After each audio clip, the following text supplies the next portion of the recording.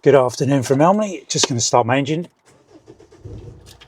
It is, so I've forgotten the date. It's the 31st of July 2025, and I'm here again because it's a Friends of Elmley opening.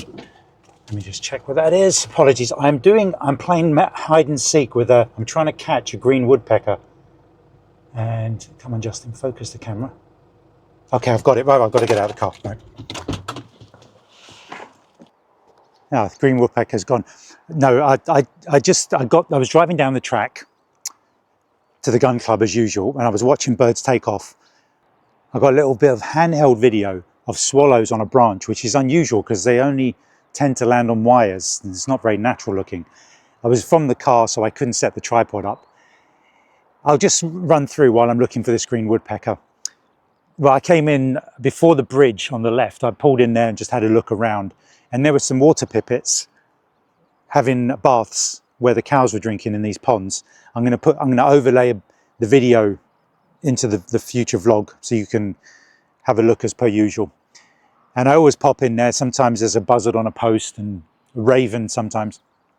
But the water pipits, several in this pond, they look juvenile.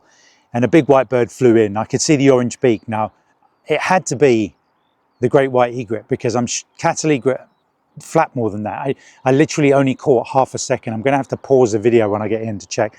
But it's not a big deal because there are lots of great white egret on Sheppey. My last Elmley vlog, Isle of Sheppey vlog, I said there were 7 in the river pond. And now I know now it's called the Fleet. Okay, so that's silly of me. I should have known that because obviously it's called Capel Fleet Raptor Viewpoint. So that's the Fleet River. And somebody reported up to 13 great white egret in there. So they're on the island in large numbers. Great, so that's what that is. So while driving down to the gun club, everything's been handheld. Now, stupid thing of me was at home, I said, why don't you put the tripod up and put it in the back of the cab, just in case you can jump out. And I said, what am I going to, I've never done that before, but I'm not used to having this tripod before. So 2 times when I had the swallows on the branch and then a goldfinch jumped out, I had to handhold that. I probably could have snuck out, pulled the tripod out from a distance and filmed it.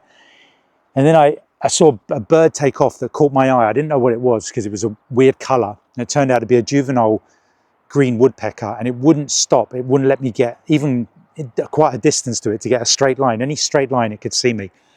And eventually I did see it land on this wooden fence inside the gun club. So I filmed it handheld from the cab to followed my rule, get some footage, even if it's horrible, shaky handheld footage. And I thought, and it was there, I snuck out of my cab and I thought, I've got to get round to my passenger side where I keep the luggage compartment, open the door and pull the tripod out. And I think to myself, yeah, what you should have done back at home was got the tripod out in advance.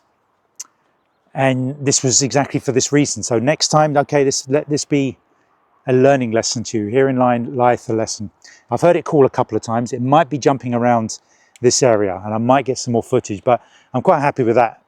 I haven't filmed a green woodpecker in ages, and I know there are a lot of juveniles being reported in places, so I'm just happy to get that because that is actually, I don't think I've had green woodpecker on Sheppey before over by the prisons, but I don't believe I've had one down at the Elmley area. So that's nice. I heard it call. I'm going to move around because it seems to feed on the top of posts. I might see it again. I'm going to go around to I'm going to put it on my side of the cab because what I did when I was setting the tripod up, I saw that it was still there in the distance, but the only way I was going to get it was filming through my driver window, through the passenger window, to use my cab as a shield. And that's what I'm going to need to do. So I'm just, just put moving all my legs around because I had to drop the legs to fit through my window. So I think we're just going to spend a little bit of time up and down here and see if it pops out again. Because tripod footage of that would be new and blinding. So I think the gun, I'm not sure, don't hear any pops. The gun club might not be rolling because the weather is predicted to be rainy now. And I booked this 3 days ago, and even back then I saw on the BBC weather app that the rain was going to be about 50%, 60%. And through experience, I know that it's a large area. It could just be a couple of clouds and they might miss. So today I've got a better view using the Home and Dry app of the cloud movement, and it looks like there are big gaps in the rain. So there's going to be strategic planning today. It's good. I've seen people talking on the WhatsApp group that they may not bother coming in because it says rain. But again, they're not allowing for the gaps in the rain. Just go and sit in your car and sit on the track. So there's some nice overcast conditions today. We're already getting some numbers of birds.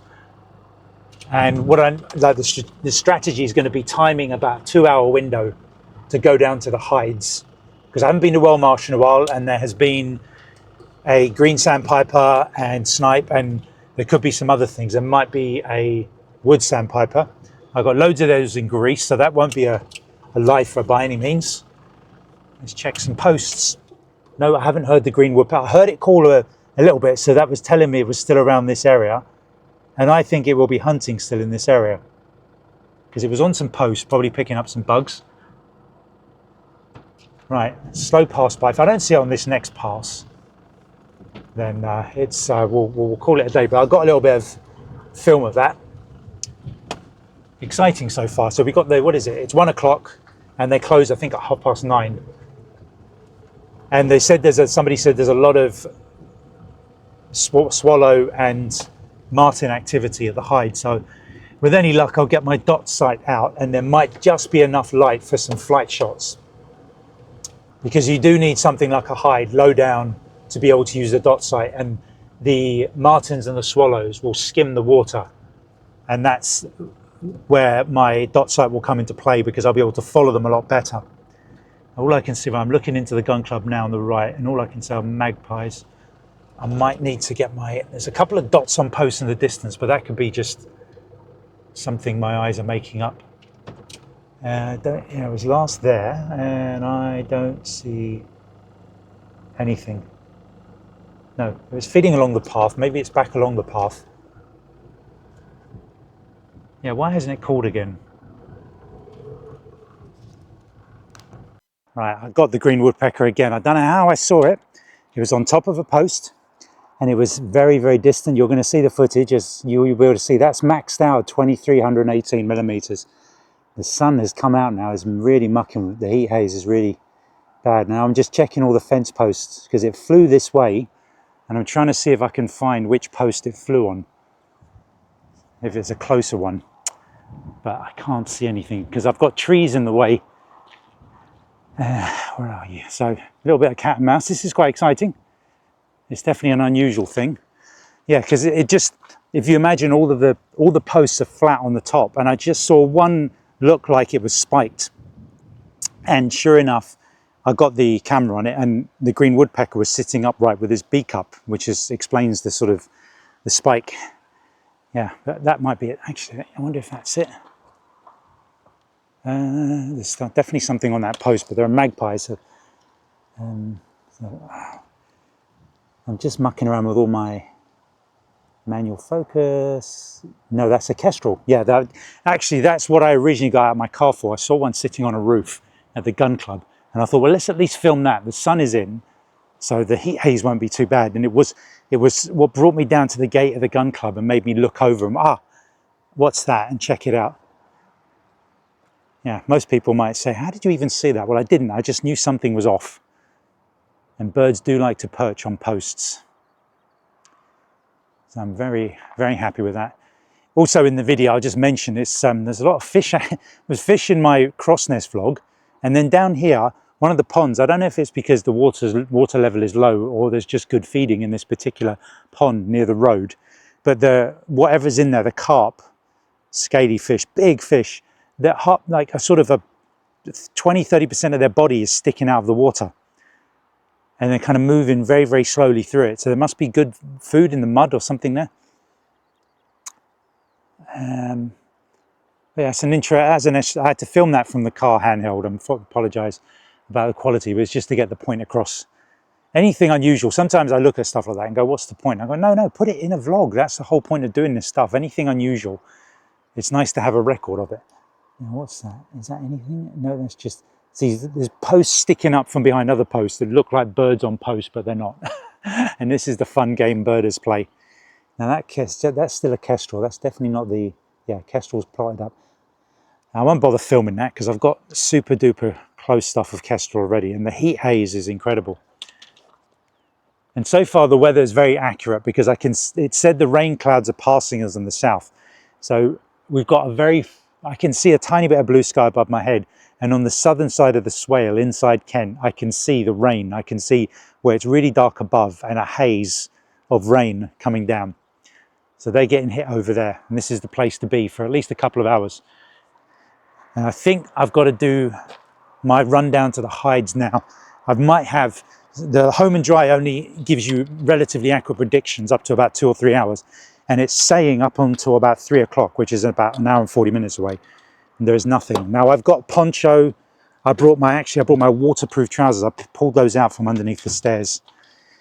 And yeah, I mean, that means I'm not worried about the rain. So if it rains, waterproof trousers, and the poncho covers me and my camera. I have a waterproof jacket, but it doesn't cover the camera. So we're just gonna use the poncho because that means I can have my camera underneath. And if there's a brief rain, and I can pull my camera back out once it stops. But that should hopefully mean if there's nobody down by the hide, I might get some recording down there and nobody talking and opening food and stuff like that.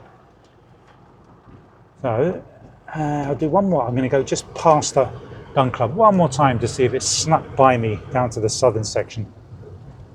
I think I heard it very lightly call once, but it's very exciting because there's reports of a barn owl yesterday. There were reports of kingfisher by the hide, and definitely what was that?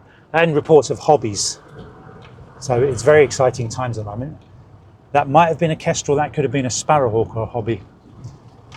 I do feel, even though obviously we're the summer holidays and it's just coming into August, it does feel like there's a change. Reports of wind chats arriving, and that's good because it's been a bit samey for a while. It'd be nice to have something different, a few different birds and some cooler weather. Oh, how ungrateful are we? So what a British response, isn't it? You know, this sun, enough of this sun, give us the clouds. Just magpie. Yeah, I think we're done here. We're going to get down to the hides. Worst case scenario, there's going to be sun later on at about 5 or 6 o'clock. So if I get to the car park and I look and think I'm not going to make it there and back in time, I'll do it later in the day and I'll just use my cab along the road for a hide. I just had a rain cloud come in. It's going to be here for about 20 minutes. And as I came in the gate, there's a herd of cow and little birds running around there. Actually, I didn't know they were there, yellow wagtails. But the swallows are constantly doing their thing around that area. And they like I said last time, they fly around the cab. Now, they're doing it right now. One's doing circles. And 2 landed on the path ahead of me. And as I was going in to film it, I saw a yellow bird and they had a scuffle. And I just thought, what a great photo. A yellow wagtail and a swallow having a scuffle in midair. But I was in film mode. I wasn't ready for it. I wouldn't have had, it's a bit grey for flight shots at that speed. But that would have been an epic battle. Usually you get 2 birds of the same type, like a pied wagtail, or I've had greenfinch and goldfinch. But 2 different species would have been great. Oh, there you go. So I just filmed, I took loads of footage what I could. I had to lean back into the cab because the rain was coming from behind me. So I sort of leaned back, sat back and angled the lens away from the rain so the lens hood would protect it from rain. And I got some footage of the yellow wagtails getting very, very close to the nose of this bull with the ring through its nose. And they just know the bull has no interest in them. They were getting within inches. I think, if it wanted to, if it was any other thing, it would just go munch and grab them really quickly. And they know they're safe. But the swallows, they're literally following me up the path. So I'm either creating some sort of slipstream or I'm disturbing bugs on the ground. And I'm keeping my eyes open for the bittern. I mean, I got some great footage once of bittern in the rain. And I think they are tempted to come out in the rain. There are no other cars or vehicles on the track. So any birds are a bit worried or a bit skittish around any activity will be out now because there's nothing else going on. I just saw a rock there. I thought maybe it's a hedgehog. Scanning the posts and the fences in the distance for any perched raptors. But yeah, all the birds at the moment. Maybe the parents, like my local peregrines, the parents have gone off to wherever, flown, migrated somewhere, and left the juveniles to look after themselves because they have the ability now to do so. My local peregrines have been spotted in nearby buildings and this old gas frame down the road. So they've not flown miles and miles. They're still staying in the local area. And what I'm talking about, if you're haven't been keeping up, I did to all my posts. I did a couple of vlogs on local peregrines that had chicks on a building nearby where I lived. So I'm just doing an update on those. I see them off and on. I haven't seen them for a few days, and occasionally I might see a brief glimpse on a building in the distance. But I don't think they're going back anywhere near the building they grew up on. They were born on. They were hatched on.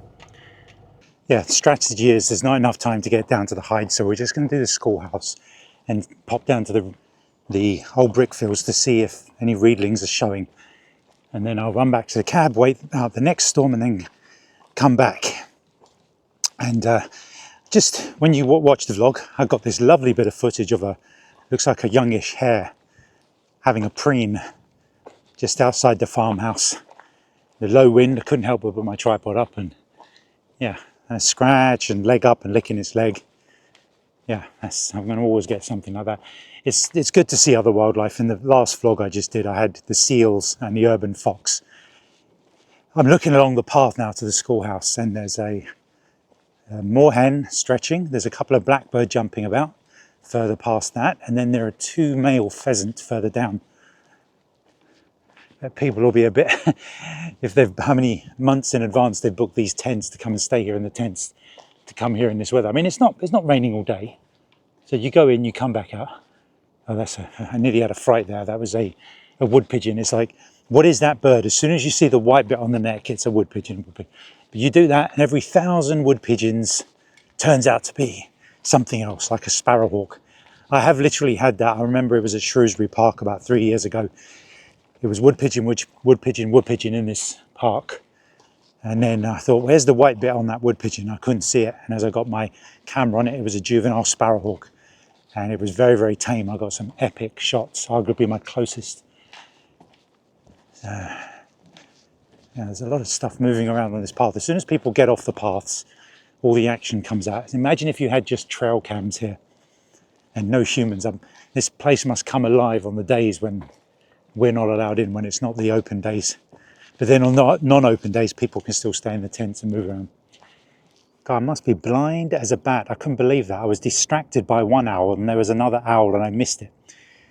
I just got down to the schoolhouse, and very obviously in the top back corner, one of the little owls was out. And when I got my camera on it, it definitely looks like a juvenile. And it was a little bit jumpy when he saw me. I kept my distance right up to the gate, and it went down near the nest hole, and I filmed it there a while in between gusts of wind, a lot of wind, and eventually it made its way back up. It thought, I'm no threat, and it kept looking around. I keep expecting a parent to suddenly appear with a meal. Maybe it will. So, oh, we've got 2 on there now. Okay, right, I've got I think it's the first time I've ever got 2. Now I've got to fit them both in. Right, and this is taking too long now. I hope they don't fly. I'll get recording. I think I just caught the tail end of that. Oh, yeah, they're coming closer. This is a good. I've got it. Good. Sorry, I'm going to keep speaking to you while I'm filming. Oh, it's flown. Where have you gone? Okay, it's coming closer down. I've got to move the camera. So I've got a few seconds of it, and then it's just come closer. I had a barn owl. It was in the corner, and because I was moving around to see if there was anything else, and it went into a hole. I couldn't believe it. I was literally staring straight at it, but it was just the back, so I didn't see its eyes. And by the time I set my camera up, maybe I should have just, I broke my rule and went, I didn't go handheld. Right, this one's moving. I'm going to have to, this keeps moving around and my focus can't track it. I think this is another juvenile. Yeah, because it looks a bit too inquisitive to be an adult, like it's checking out his surroundings. Right, I had to stop talking there for a second because I was trying to deal with 2 little owls that showed up. the barn owl disappeared into a hole. I've been waiting for it ever since. Couldn't believe it. I think because it wasn't staring at me, it didn't catch my eye when I looked up. It was just a kind of a white blob. That's why it wasn't even white, it was beige. So there were two little owls and a beige barn owl on the schoolhouse at the same time. So fingers crossed. I'm not going to get down to the brick fields because I can see the cloud of rain is going to hit in about 40 minutes time. So all I'm going to do is I'm going to sit here and bide my time and see if I can at least get the barn owl. It's in there somewhere. I've seen pictures of it on the schoolhouse before, but not in my lifetime, not while I've been standing here. So it's going to be back to the cab. I've got, it's only a sort of 5-6 minute walk. And yeah, I was getting video of the little owls, and I heard somebody walking up the path behind me. And I thought, okay, let's see what they do. Are they going to stand behind me and take pictures? So I'm at the moment, to explain, I'm at the gate. If you know the schoolhouse, there's like a gate that doesn't have a gate over it. It's what was a gate before, but the ends are still there, where it was mounted. And I'm behind that, so I'm pretty much protected, covered by a bit of the bush on the right and a bit of the post, which is protecting me. The little owl saw me, the first one, and I stayed back here, so I was only kind of seeing my head movement, and I ducked my head down with my cap on to hide my eyes, and it seemed to be okay with that. But the photographers that came along, as soon as I was filming it, you'll see the footage of them looking at this photographer and then flying away. So, I mean, I got footage, so I'm not angry because people have to walk past. But they lost it because they should have filmed it from behind me and then made their way out slowly. But I could just hear them step out to my left, and the owls were like, nope. And they flew into the tree behind. So, yeah, you can't just step out like that.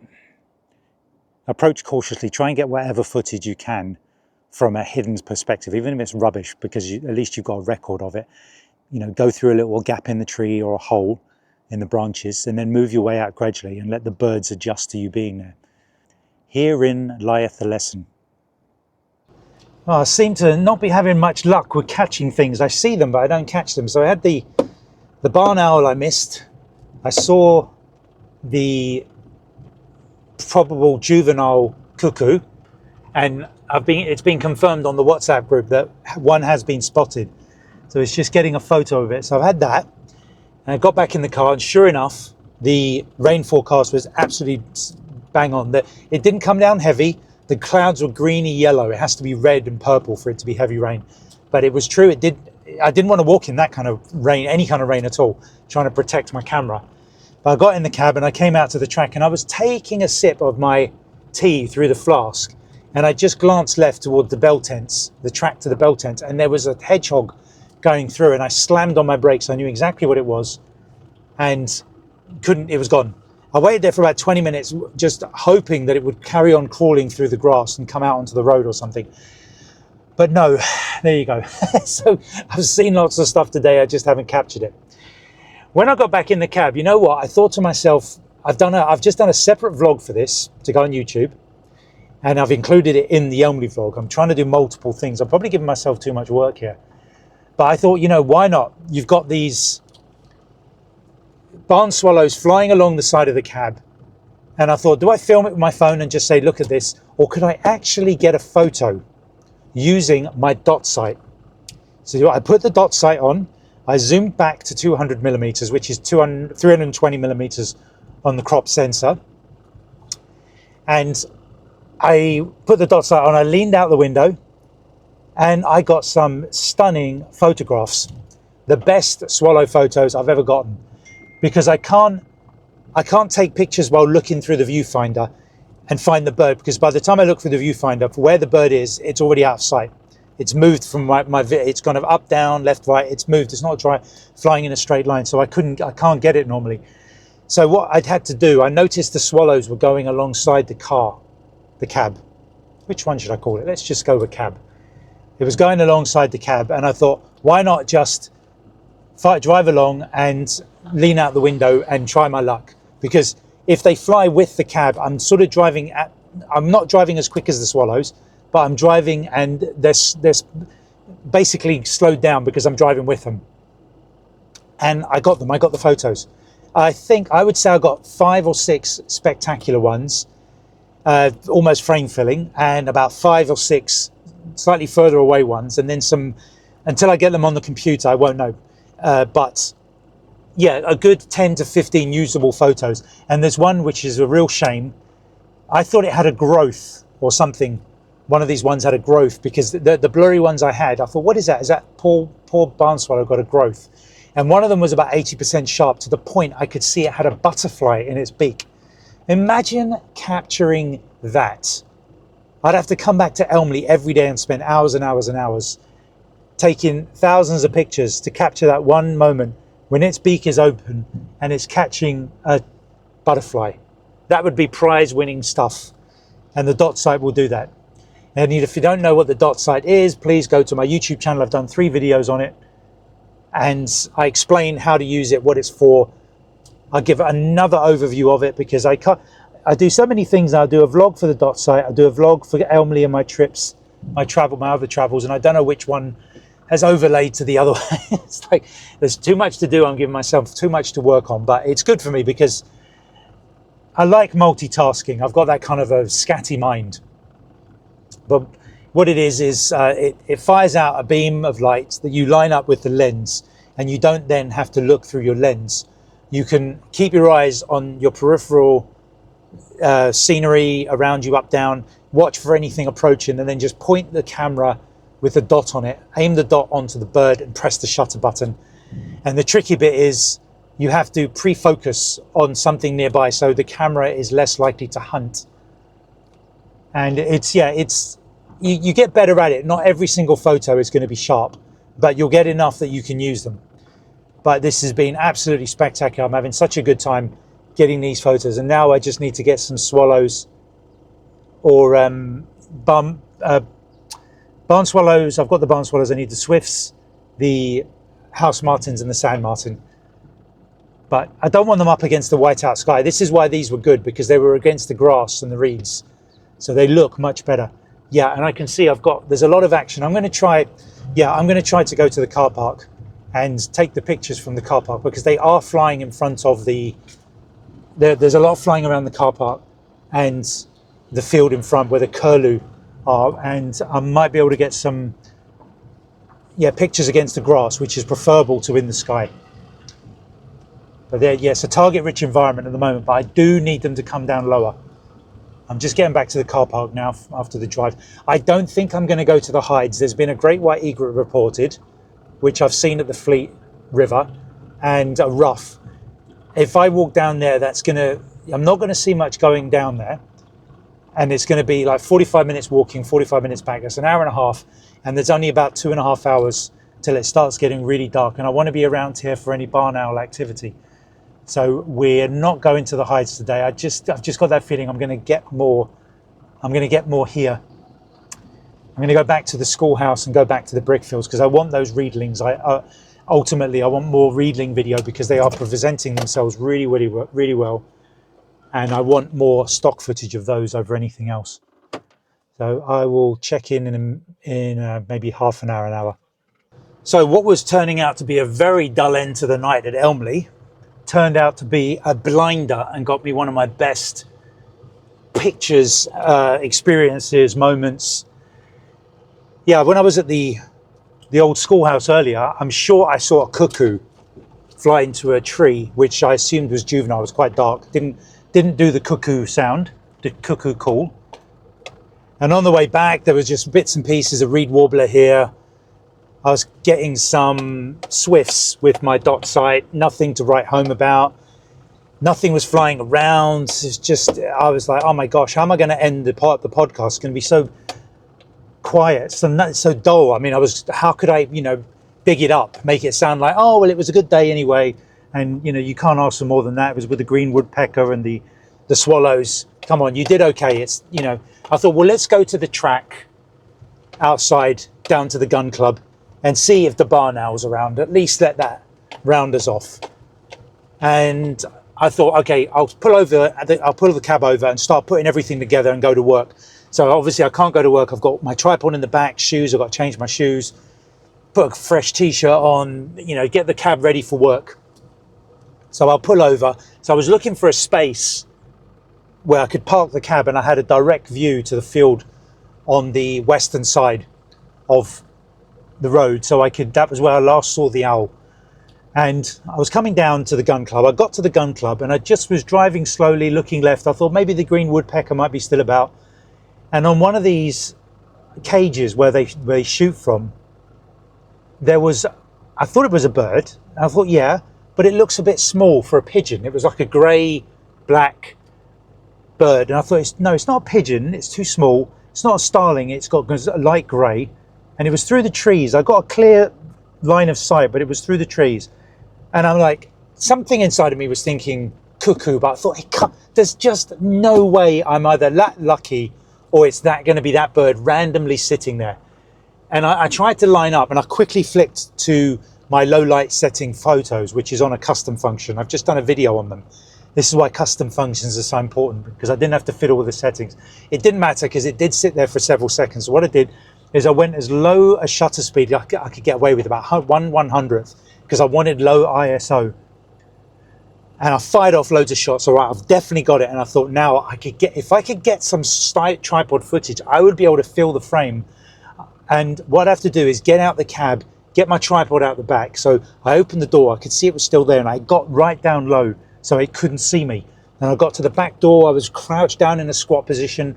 I opened the back door, lifted the tripod out, looked up, I couldn't see it anymore. And I've been looking for it ever since, the last sort of 20 minutes. I can't complain about that. That's more than blinding to get a pin sharp shot of the cuckoo. I can't, yeah, that's as good as it gets. It's pin sharp. It's the best cuckoo photo I've ever got. And it's a juvenile, and possibly a juvenile's more exciting to get because very few people get them. I've seen pictures of them. Nobody gets good pictures of them. So I've already uploaded to all the socials because I'm really, really excited. I wanted everyone to know what's going on. And just checking the birds out there, kestrel. No, nothing else is out here. Now I'm going to stick around to the dying minutes. Whoa, big potholes here. This is why I don't normally come down to the gun club. And oh, hang on. That's a, yeah, that's a hobby. What the heck is going on down here? Oh, this is so dark now. I'm not going to be able to film that. Right, it looks like it's catching dragonfly. I have seen a lot of dragonflies going around, and it's zooming back and forward up the bottom end of the track. Okay, I'm going to have to adjust my settings to really high ISO and see if I can get some of that.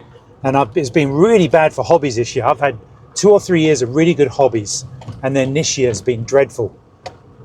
Yeah, I think a lot of birds have been in decline, and the hobbies have been part of that. It's terrible. I had hobbies that I know of nest local to me twice in 2 years. They could have been doing it before and I just didn't know. Right, let's go and see if we can find this hobby. My gosh, what's going on? It won't be great footage, I apologise. If there's anything else to add, if I do see a barn owl or this hobby, I'll get back to you, but it's probably not going to photograph or film very well in this. So I'll say a nice round off there and say goodbye, and hope you enjoy this one. It's not going to be as long as the other ones. It was just a day out. I mean, it's a repeat. I've been to Elmley before. I've done the vlog before. But every time I go out, I'll do a vlog and I'll do a podcast of each. Why not? You know, it just gives you something to listen to. I mean, look, this is not me blowing my own trumpet or anything like that. But I've been listening back to my podcasts, my own podcasts. I've been enjoying them because if somebody else did them, something to do with birding, I'd listen. It's good to listen. It's good to hear going around looking for birds, checking stuff out. Look, you know, the search, the hunt. It's good fun. It's good to listen to. So there isn't anyone else doing it. So, but just what am I going to do? Just listen back to a couple of my own ones, and it'll be good over the years to go back to mine and oh yeah, I remember when I walked up the track there and I did this and I saw that. So why not? But no barn owl, and the hobby's vanished as well. So it could be plotted up somewhere looking for insects. Anyway, let's get this over with because I'm waffling on a bit now. See you next time.